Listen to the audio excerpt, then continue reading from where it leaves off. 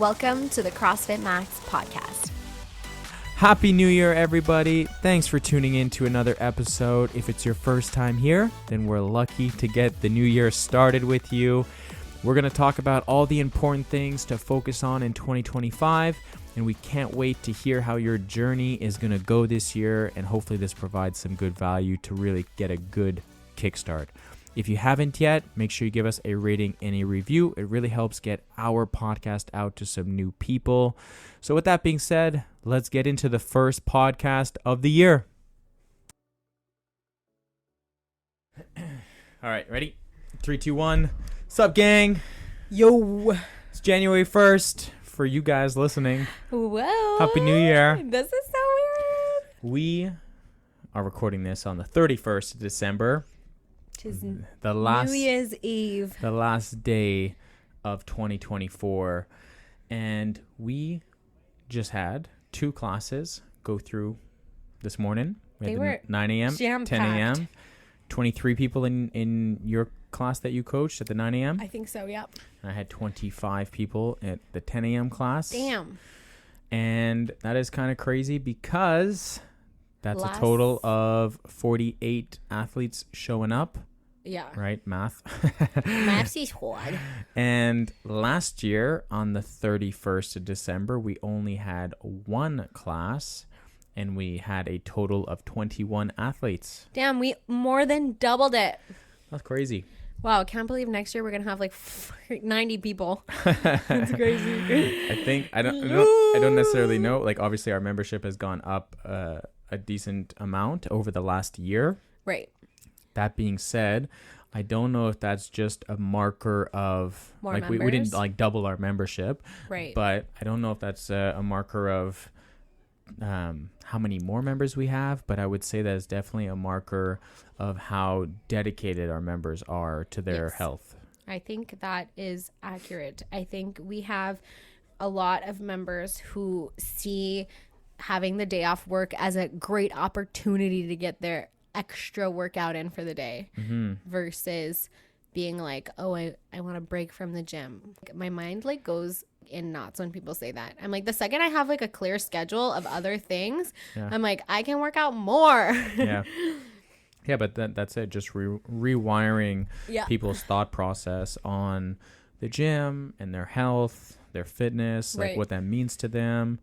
And just kind of hopefully coming to realize, and I think a lot of members have done this last year, it's that it goes far beyond just a workout, just a 60-minute training session. It goes much deeper into that. Like we're really focusing on the overall holistic approach to health, and where if you train for 60 minutes, you're going to get so much more than just the physical element of health. You're going to get the social element.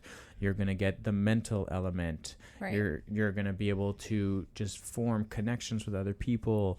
You're going to have these happy hormones that make you feel really good after your workout. And it's not you come to the gym, do a hard training session, and then, man, like I have no energy for the rest of the day. It's like, no, actually, like I'm thriving right now. Like I have so much energy to go and do shit after, and I feel so much more productive. More energy, more passion, more passion.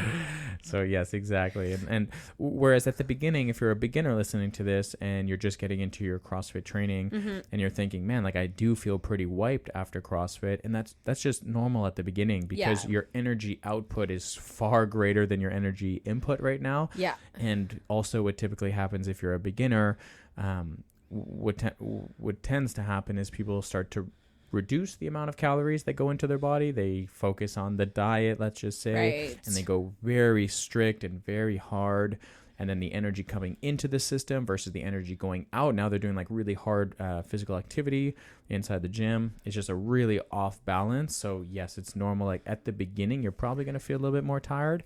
But then as time goes on, you start to adjust. Those happy hormones kick in. You start feeling really productive after your exercise. Absolutely. You start feeling like you can take on the world. And a good person to ask would be any member that does a 6 a.m. class. Right. And our 6 a.m. class is bumping now. We're almost full on every 6 a.m. class during the mornings, during the week. I love that so much. And these people aren't waking up early and then going back to bed at 7:30 a.m. and sleeping until 1, 2 o'clock in the afternoon. These people are starting their day, and these people start their day on such a positive note. And if you're not a morning person, I would highly encourage you to try it one time. And it's going to be really, really hard to wake up. And it's going to be probably challenging to get through the beginning warm-up of the workout and the beginning process. But when you finish that workout, you feel like you're on top of the world. It's a really good feeling. And then you feel like, oh, my God. I remember I used to do 6 a.m. once a week. I used to, before I was even coaching, when I was looking for a coaching job, I was working at a juice bar. Right.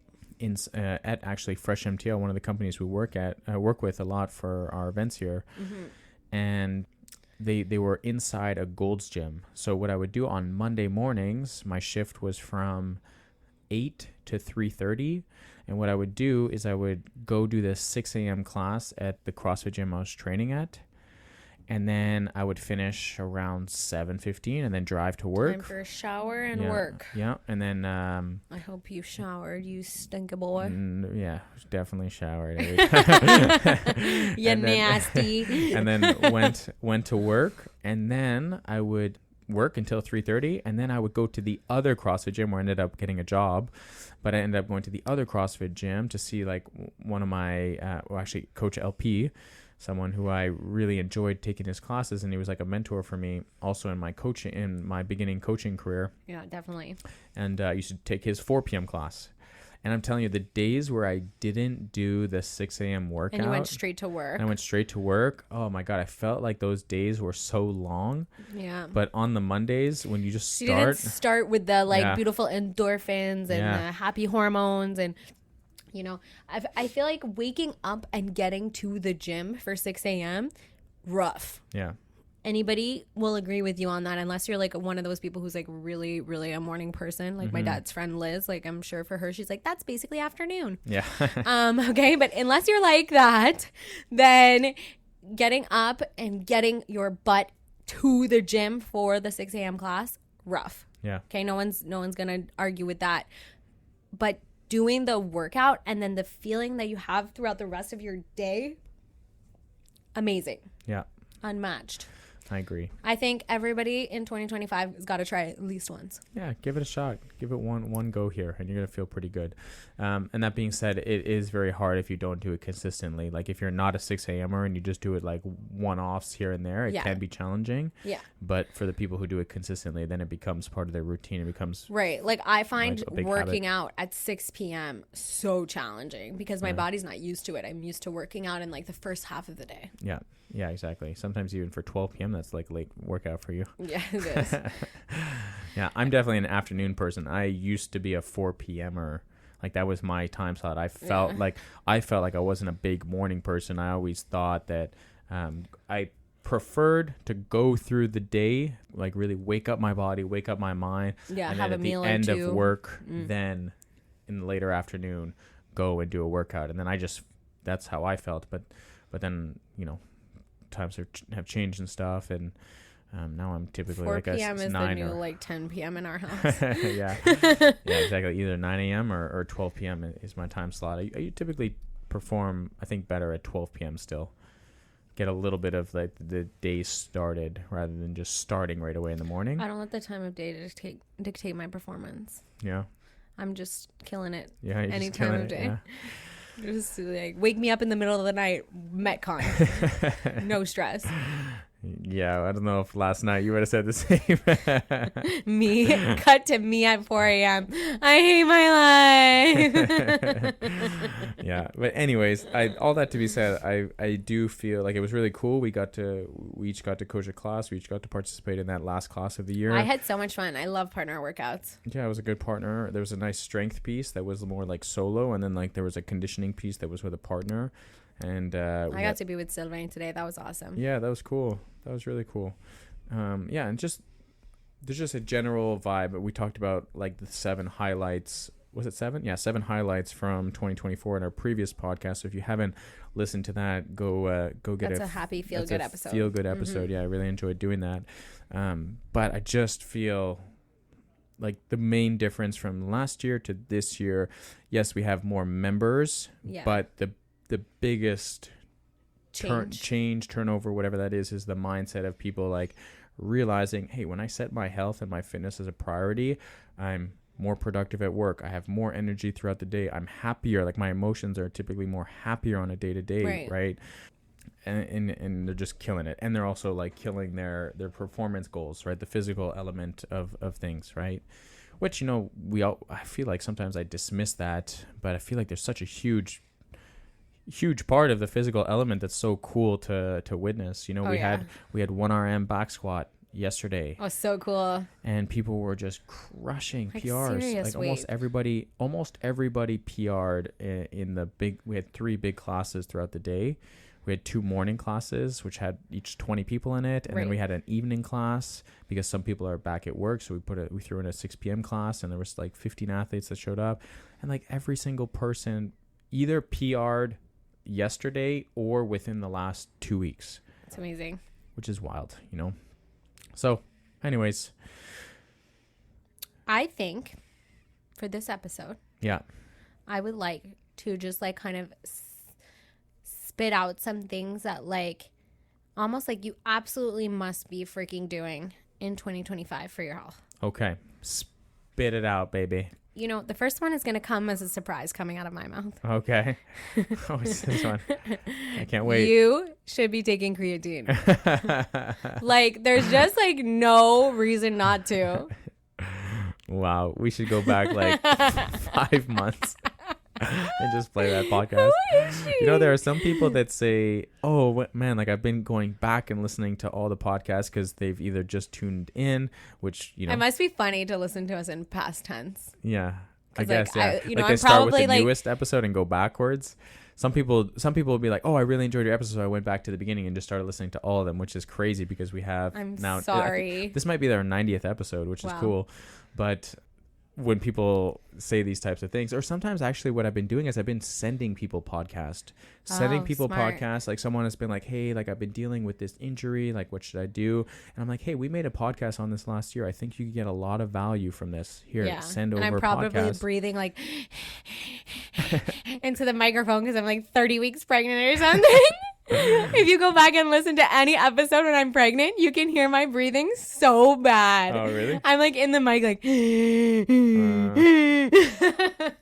But yeah, anyways, going back, if you haven't heard it, I spiked Susie's coffee for several days. No, not days. Several weeks, I think. I think it was a couple weeks. I think it was 2 weeks, almost 2 weeks. And then I had your dad on the podcast and I spilled it on that podcast, and then Susie got to hear it while editing the podcast, and she's like, oh, I knew it. But I knew it. But anyways, so you're saying, I think that in 2025, okay, we reserve the right in life to change our minds and whatever. Yeah, you got to find a creatine that doesn't taste like chemicals, like the one you were putting in my coffee, you sicko. The ghost one that we sell here at the gym. Delicious. You get a flavored one, yeah. So there's. I don't taste the regular creatine monohydrate. If you get my preferred method is the unflavored creatine monohydrate. But that being said, some tend to be a little bit grainier. So it's not that you taste it; it just has grains in it. You can put it in a smoothie. You can put it in your coffee. You could put in your protein shake. Or if you're like me and you're ultra sensitive, you could buy the Ghost one that tastes like juice and it's actually enjoyable to drink. But I feel like, because I was just talking about this with a couple of members in the last class, like there's just like no reason not to be taking creatine now. Like there's just so much research about it. Even just something that freaks me out. I know it's hilarious. That's why. But something that like freaks me out in life is like losing my memory. Like I don't like the idea of like aging and losing my memory and things like that. Like that is something like one of my big fears. And there's like a lot of research that proves that taking creatine is going to help with that. Yeah, creatine is, we've said it on the podcast before, but we'll say it again. Creatine is the most researched supplement on the planet and has been proven time and time again how effective it is for all positive reasons. Aside from the performance side of things, we're starting now over the last decade, maybe 2-ish decades, we're starting to see a lot more research on the cognitive effects, long-term cognitive effects for the brain, on the benefits of creatine. But in terms of like performance, strength, power output, energy, creatine is undoubtedly the best supplement that you could start taking in 2025 or continue taking, hopefully. But if you're hearing this, Susie's, finally, a changed woman. Finally reaching that. Yeah. I mean, creatine has been researched for 50 plus years now. So I never doubted the benefits. I needed to find a method that didn't gross me out. Yeah. You know what? Absolutely. Yeah. And that's something to be said, is that anything that anyone tries to do in 2025 is that you have to find the least amount of friction points in some of the things that you want to work on. For example, let's use you for example. If you have a creatine monohydrate and there's all these amazing benefits, but you find that there's some sort of taste in it then that you don't like, the friction point is very high for you. You're not going to want to take that then. Exactly. That could be anything. If someone, I'll use this example here. Swimming, for example. Swimming is such a great exercise, right? But if you don't have access to a pool, if there's a lot of friction points for you getting to a pool, especially in the winter time, it's going to be really hard for you to get out and go to a pool. Actually go swimming, yeah. So we try to remove as many friction points as possible at our gym at CrossFit Max. Mm-hmm. We have an application. You have one application, right, where you can sign up for your class. You can look at the workout. It's as easy as clicking literally maybe 3 clicks of your finger. Application, so Wodify, schedule, pops you up on the date already. This class, reserve. And that's it. So versus not making that commitment to yourself. So that's another friction point. Like, maybe I'm going to go to the gym at like 5, maybe 5:30 and just kind of get on ready. And it's like 5:30 rolls around. Maybe I'll go at 6:30. It's like, screw it. Now I'm hungry. Like, I'm just not going to go to the gym. Right. So there's friction points in everything that we try to do. And we try to remove as many as you can. So if you have certain goals that you want to hit in 2025, try to remove as many friction points as possible. Okay. Is that your point? That's one point. Remove friction. Yeah.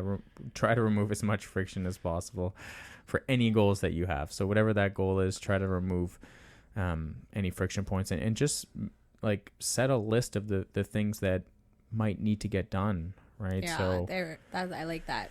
Like big list person over here. Put it in a list, put pen to paper, do a vision board, whatever tickles your fancy, whatever thing is that you like. Give yourself like some sort of visual checklist or visualization representation of your goals. Like put that pen to paper and then remove those friction points that are going to get in the way of you and your goals. Yeah, for sure. Yeah. Let's talk about a friction point that we've had and something that we've kind of pivoted to recently is we just moved apartments. Right. And that was a big task for us to do. Correct.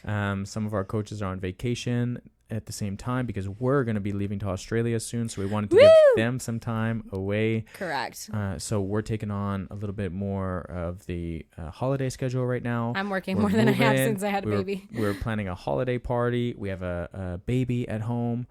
So there was just like so much chaos in a 2-week span. And also obviously it is the holidays, right? There's the Christmas shopping and then there's the going to the family stuff and everything. So it was just a very chaotic 2-week process where we're packing, unpacking, moving, doing all this stuff. And nutrition was really, really challenging for us.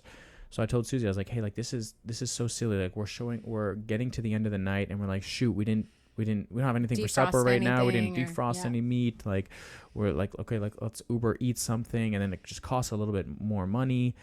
And then it's like, okay, why are we doing this? So the friction point for us was eating healthy at the end of the day. Yeah. So, or in the middle of the day, we would have something planned at night, but we didn't have anything for lunch. And we're like, shoot, we don't have a lunch packed or anything. So it was just chaos. So I said, you know what? I get a million ads for meal prep companies. Yeah. You know, in the next 3 minutes, I could just order a meal prep company that's going to deliver on Sunday, and they're going to bring us a lunch every day of the week, right? So we got a package. We ordered from this company called Factor, which I get ads from them all the time. And now that I've said this, and you're listening to me through your phone, you're will also get ads. You're welcome. Ads. But yeah, so literally we ordered, I think it was 10 meals. I think it was 10 meals for like, I think it was a little bit under $100. And we consumed that for the first week, and it was freaking great. It was so good. You got a healthy meal, we didn't have protein to think, packed. ready in 2 minutes. We got tons of micronutrients. They really like put in a lot of variety. Like there was zucchini in one meal. There was just a variety of different vegetables, which is really like one of my main focuses in nutrition. And it was great. I literally threw it in the microwave. In 2 minutes, I had a cooked, delicious lunch. Yeah. Like, it's not the cheapest way to eat food. No, absolutely not. But it is a way to make sure that you're keeping on track with your nutrition and stuff. And it ends up being less expensive than, like, ordering food or something like that. So, you know, you just have to pick your pain point, I guess. Yeah, and it was really hard for me to do that because I'm like, oh, man, like, usually we cook our meals and blah, blah, blah, blah, blah. But the friction was so high for us eating these healthy meals that I was like, you know, why don't we just order this and just have like a lunch prepared for us? So we only like I cook the same breakfast every morning for us. It's eggs, sourdough, and a banana or some sort of fruit. So I was like, well, I'll just keep doing that. We'll get like one lunch, and then we'll just have to focus on one supper at the end of the day, you know? Yeah, it takes away like a lot of stress, especially with like having a small child. Absolutely, yeah. Anyways, that was a long rant on friction points and just kind of creating a list, and hopefully that gives you an example of like something that you guys can take into 2025. Yes. So into 2025, we're bringing creatine. We're removing friction. Are we going to recap after every point? We are eating adequate amounts of protein. Yeah. Forget all the other like super detailed things when it comes to nutrition. Okay, if you have other like more micro goals on this, but like every single meal should be centered around what is the protein in that plate. Yeah. That's it. That's my point. Period. Suivant. Next. How do you do that? How do you figure out how much protein you should be eating? Well, figure out your body weight, or figure out your desired body weight. Your desired body weight. 150 pounds. You should be consuming about 150 grams of protein per day, which is split into 3 meals or 4 meals. Or 4 meals, but split into 3 meals because we're doing easy math here, is 50 grams of protein per meal. Correct. So you got to figure out, how am I going to get 50 grams of protein at breakfast, lunch, and dinner? All right. And you got to find dense protein sources. Obviously, other protein sources contribute. I was looking for the word marginal protein sources. For example, there's a little bit of protein in nuts. No, peanut butter is not protein. No, a banana is not protein. But there are very, very marginal sources of protein in other foods that we consume as well, and they still count, right? But you need to try to make sure you're prioritizing a dense source of protein at each meal: a chicken breast, a pork chop, a piece of steak, some eggs, some Greek yogurt, some cottage cheese, fish, any type of fish that you like. Did I say protein shake after a workout? Tofu. Yeah, tofu. I'm trying to be inclusive, okay? Tofu for my vegetarians, but yeah, we'll keep it there. Steak. Yeah, exactly. Yeah. All right. Yeah, and like I said, there are marginal sources of protein throughout. In quinoa, we fed Tommy quinoa for the first time, which was kind of cool. But quinoa has a little bit of protein in it as well. I bought him cottage cheese. I'm going to try cottage cheese on the baby. Oh, nice. Very cool. Milk has, like, dairy products have marginal sources. No, cheese is not protein. Cheese is a fat a lot of source. Like legumes and stuff have marginal sources too. Exactly. Like lentils and chickpeas and if you are vegetarian, then you have to source those protein. Also, like more on the processed side of things, but like a protein shake, like just like actual protein powder, is a fantastic way to boost your protein intake in the day by like 30 grams very quickly, very easy, little amount of friction on that. You can very just tiny amount. Poof, a scoop of protein powder in your oatmeal in the morning, or a scoop of protein powder protein powder after your workout with your water, and just get that extra little boost. Some collagen in your coffee in the morning. There's protein in that. Yep. Yeah, so that's definitely something you should focus on. I mean, we are literally blobs of protein walking around. Our bones, our muscle tissue. I'm not a blob. I'm a tight snatch protein. Your skin, your hair, your nails. Say it. Say I'm a tight snatch protein. Every part of Susie is a piece of protein, right? Your cells. But not a blob. Big blob. You're a big blob over there. But every part of our body is made up of protein. We need it. It's essential. It's the most important macronutrient. Absolutely. No, you shouldn't be focusing on eating toast in the morning. No, you should not be eating cereal. No, you shouldn't be eating pasta for supper. You need to prioritize eating a dense protein source followed by X, Y, and Z. Okay. Right? So chicken with a side of pasta, or chicken on top of a pasta, or beef in a pasta sauce, right? But a dense source here. Yeah. Love it. So we're eating protein in 2025. No nonsense. No nonsense. Another thing they should be doing, which something our members have done very, very well this year, is just moving more, right? Making sure you're living a less sedentary lifestyle. This is a no-brainer. But that is making sure you're getting around 7,000 plus steps every single day. That is the goal. If you're getting less than 7,000 steps, that is definitely on the lower side of things. That means you're probably sitting down quite a bit throughout the day. That's probably someone who is working a desk job in the corporate world, right? So if you are living in, or a student, I should say as well. So if you are tending to sit down quite often, just make sure you're getting like a little walk every day. You'd be very surprised what a 20-minute walk can do to really boost your overall steps in the day and your overall movement. And just your overall well-being. Yeah, of course. Yeah, everything we're saying right now is for the well-being, but... Well, I just had to say it, okay? I just had to say it, yeah. But 7,000 steps it should be like a minimum. It should be on the lower end of what we should be hitting. Anything more than that, then that's phenomenal. Absolute bare minimum, 3 times per week hitting the gym. Yeah. Strength wise, something you should be doing in 2025 is that I would recommend is getting strong, and strong in deep ranges of motion. And what I mean by that is getting your shoulder to work through its full range. Meaning today we're doing some half kneeling dumbbell presses. Right. And I talked about that, and just getting the dumbbell from the shoulder, so the dumbbell on the shoulder fully extended overhead, rather than doing half reps, rather than kind of pressing the dumbbell out in front of you, really trying to get your joints to work through their full range of motion. And I had a really good talk with Mo yesterday, and I'm working on Mo's squat depth. If I get him to do a bodyweight squat, he can get down all the way in the squat. Yeah.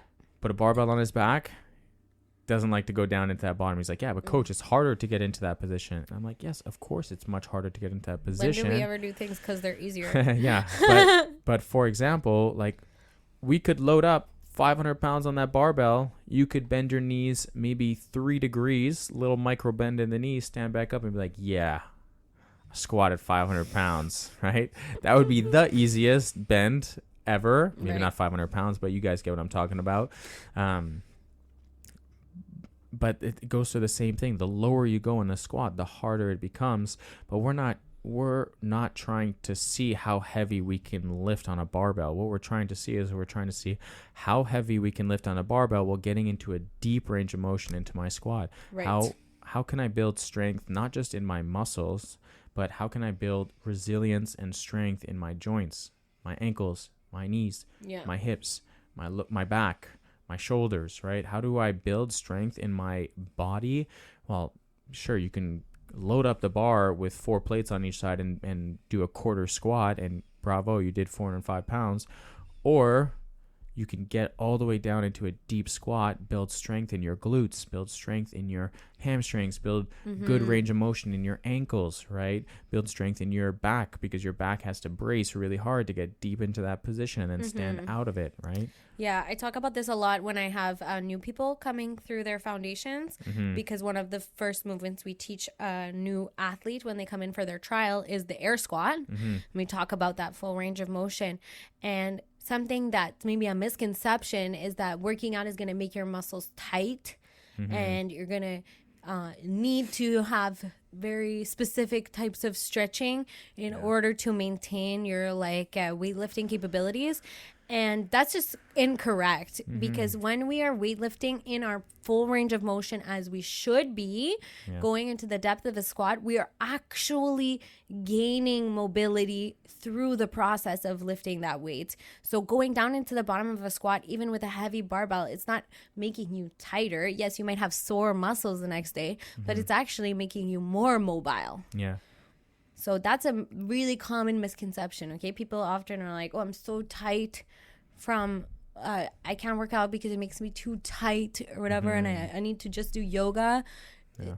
If you are weightlifting properly and you are moving through full ranges of motion, if you're pressing a barbell over your head and fully locking out of the top, you are working and improving your mobility. Same thing, if you're going low in your squat, you are improving your hips mobility and range of motion. Yeah. You're not making yourself tighter. Yeah. You may feel tight the next day because your muscles were worked, but overall you're building mobility. Yeah, for sure. And also I had another good conversation with two new clients at the gym, Rand and Abraham, and they're a couple, and I've got to coach them a couple times on Saturday, but I haven't had the opportunity to coach them during like the weekdays. And Saturdays are just like what I like to call controlled chaos. It's a big team workout. There's a lot of moving pieces. There's a big class. It's our one big class of the week. We have up to 32 people in it, and it's just a controlled chaos. And when we're doing those classes, it's the intensity and the energy is very high on those days here. But in a regular group training throughout the week, we get to have these individual conversations when there's, let's say, 10 people in a class. Yeah, more intimate. And we get to really coach people, get hands-on and stuff. When it's like the controlled chaos on Saturday, it's more about managing and everything. But something that I had a conversation with them after, because I was coaching them a lot on their movement, and not to fault them at all, but they were just thinking, I gotta go. Let's go fast. Gotta get all the reps in, and they're just like moving through this, and they're doing like partial ranges of motion, and they're not really focusing on their technique as much. They're just like, let's go. I gotta go. It's Saturday. Yeah, it's chaos. Let's go. I have to do 100 reps in my team here, right. Versus like, no matter what the reps are, no matter what the weight is on the bar, our movement pattern always stays the same, and it's always through full range of motion. And I always care about the movement mechanics rather than the intensity that you're bringing in. 100%. Only once you have those movement mechanics can you start to bring in the intensity. So it's not like, I would much rather you do 50 really good repetitions through full range of motion than give me 100 partial reps just because the energy is up and you just have to go. Yeah, it can be tempting to go down that road, but you really need to. Yeah, and I think that's what maybe outsiders see a lot of in CrossFit. They just see this go mentality, but they don't realize that it's go. But damn, these athletes look really good moving. Look at like CrossFit Games athletes when they move. They move so smooth and efficiently, and they're making it look effortless. Yeah, but look how fast they're moving in these incredible ranges of motion. And for a CrossFit Games athlete, range of motion is very important, because when you get on the competition floor, you're judged based on full range of motion. Yeah, if you're not squatting in that wall ball, it doesn't count. They're going to no rep you. If you have 150 wall balls to do, and if you don't get your hip crease below your knee crease every single rep, you are not going to get that repetition counted. So this is something that I really loved about CrossFit, is that we really focus on the standard of movement quality. Yeah. And that's something that maybe outsiders don't see. They just think, oh, CrossFit's intense. It's all about intensity, and everyone just going as fast as you can. It's like, yeah, everyone's going as fast as they can with good movement quality. Yeah, and the intensity is like the sprinkles on the cake. Like, you got to build all of the foundations of quality and understanding of movements before you even think about adding intensity. Yeah, for sure. And it is hard when your heart rate gets up and you're breathing really heavy. It's hard to maintain that good form, and that's what we always try to pull back on. It's like, whoa, this is the gap between mechanics and intensity, and we call this consistency. And we need our athletes to be consistently moving well. So as soon as the athlete goes away from the movement mechanics, they bring too much intensity. It's our job as the coach to be like, whoa, let's peel back the weight. Right. Let's peel back. Let's take 15 seconds just to breathe right now. Hey, when you're squatting, I need those knees to come out. Like right now, your knees are really collapsing. Caving in and collapsing. You're like, let's drive those knees out. Let's make sure our hips are getting low every time. Love it. Intensity. Something that, so what I was saying in strength and stuff is like that should be a big focus for a lot of people this year. It's just building really good form, really good strength, and not shying away from lifting heavy numbers. Yeah. Lifting heavy weights is for everybody. And it's going to serve you into your whole life. And it's going to allow you to do way more things for much longer with improved bone density and improved muscle mass on your body. It's all about longevity. Yeah, I have these freaking amazing conversations with people in these classes, but I'll refer to Mo again. You know, I was talking to them and I was kind of asking them like what their why is, like what him and Nuha's why, and I freaking love that Noah joins them. And he was like, not just like longevity, but also like independence. Like I have parents that were not independent at an older age, you know? Right. And that's a really, really good point. It's something that I never really thought about. It's like, I want to live long. I want to be doing CrossFit when I'm 90, you know? And like people like kind of laugh at that, but I'm like, for real. Like I want to be doing CrossFit in my 90s. It's not going to look the same as obviously in my 30s, but I still want to be lifting weights. I still want to be doing some movement. I still want to be doing some cardio stuff, you know, like I want to be lifting until I'm 90 years old. And so it's not about just living as long as you can, but it's really living like independently, like being able to go do your grocery shopping and not have to call your kids or your grandchildren to help you on that stuff, right? To be able to read, to be able to carry things, to be able to go for a walk, to be able to go up and down stairs, to be able to get on a plane and go travel, you know, like these things are super important, or even the small things that we don't even think about, but being able to just open a jar. Like if you need to be able to open something up and you have to ask for help to open up a box or to open up a jar or to carry something up 4 or 5 stairs, you know, like this is what we want to avoid, and we do that by lifting heavy weights. I want to be able to outlift our son Thomas for as long as I can. Yeah, and well, yeah, true. He's gonna get there real soon. He's gonna spank me real quick. Yeah, it's gonna be a fun moment when that happens, but it won't happen for a while. But I enjoy these moments while you can barely even roll. Yeah, yeah. It's just like having independence at an older age, and really. The way you do that is by lifting heavy weights, going through full ranges of motion right now, building strength in certain positions, be able to react to things, having strong bones like you talked about before. So yeah. Yeah, I can't remember exactly what happened, but my father, who's like 66 years old, was just telling me a story like recently about how he fell. I think it was outside. He slipped on the ice or something. Yeah. But he was telling me how, like, thank goodness for my strength training and my fitness, because I was able to react so quickly and sort of catch myself. So the fall was kind of no big deal. But that could have easily turned into a really, really rough injury. And I mean, we've talked about it a million times, but like after the age of like 70 or something, a fall can be literally the kiss of death. Yeah, detrimental to your life. Yeah.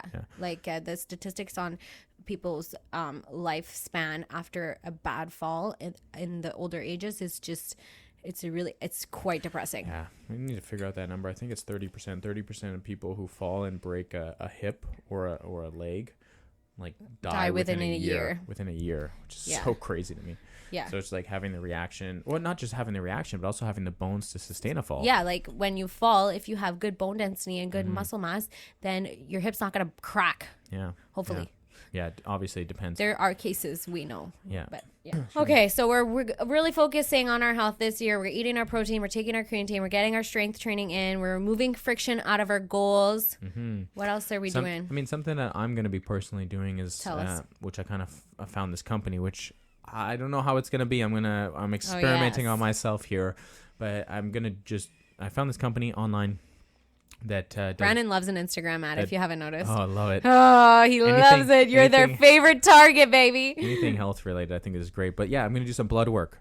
Typically, in Canada here, if you go and do blood work, usually your doctor sends you like, oh, go do your blood, and you go do your blood work, and then they say, okay, well, if we call you, then there's something wrong. If we don't call you, then everything's good. But you have no data. You don't get to know any sort of results like what's good? from your blood. What is their standard of good? Yeah, like you don't know your vitamin D levels, you don't know iron levels, you don't know any of these things. So there's a lot of things that you can test by seeing your results in your blood.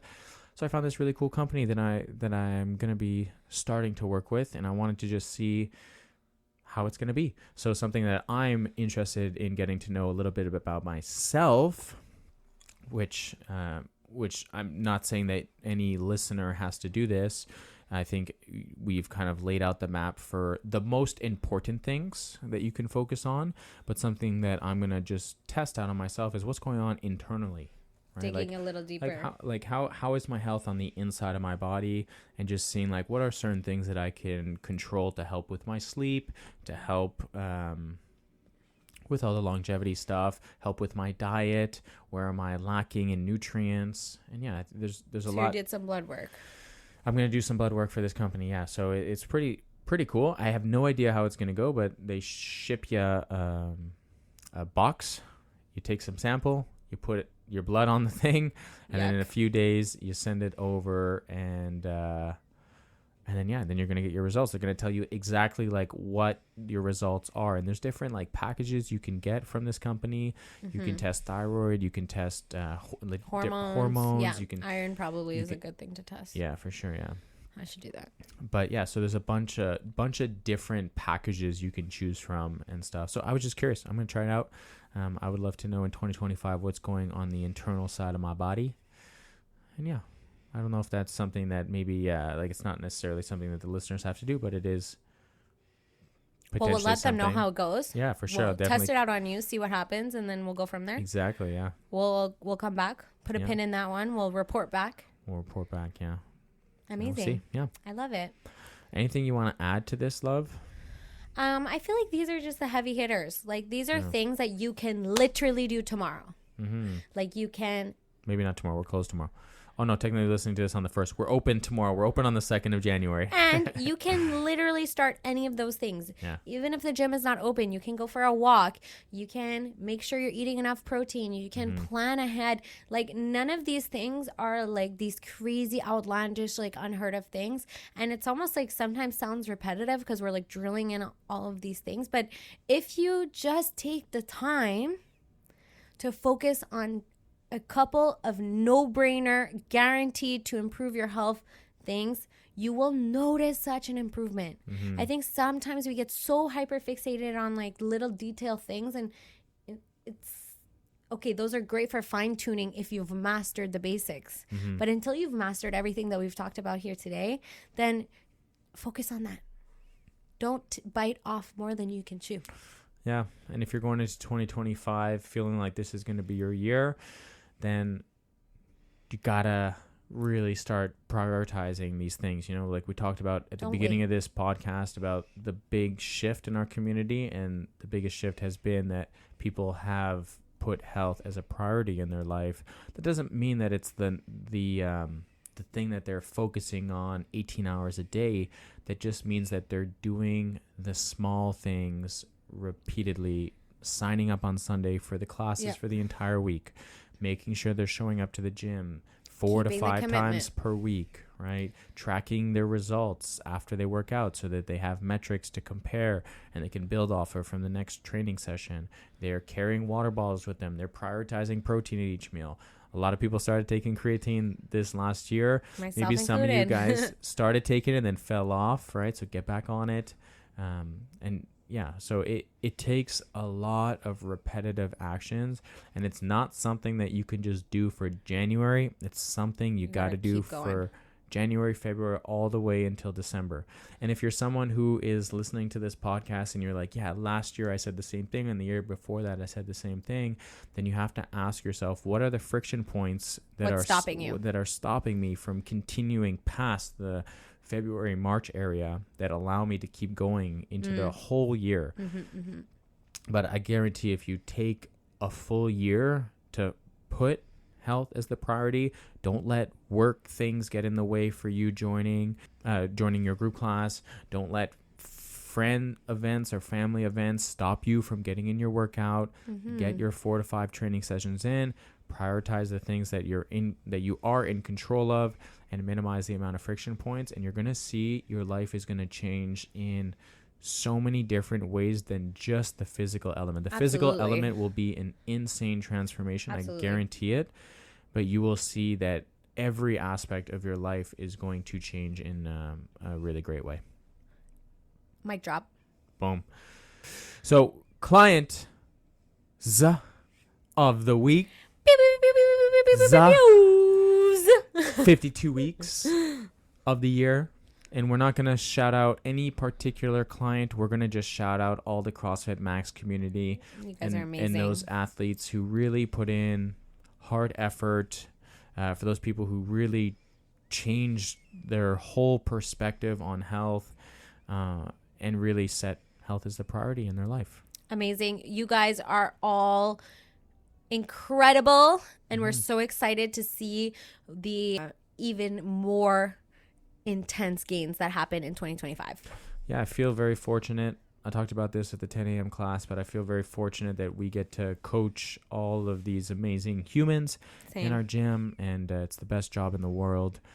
But we have a really, really awesome community around us, and we're lucky to be here. And if you're not in our community and you're listening to this, we also appreciate you for tuning into these episodes. Yeah.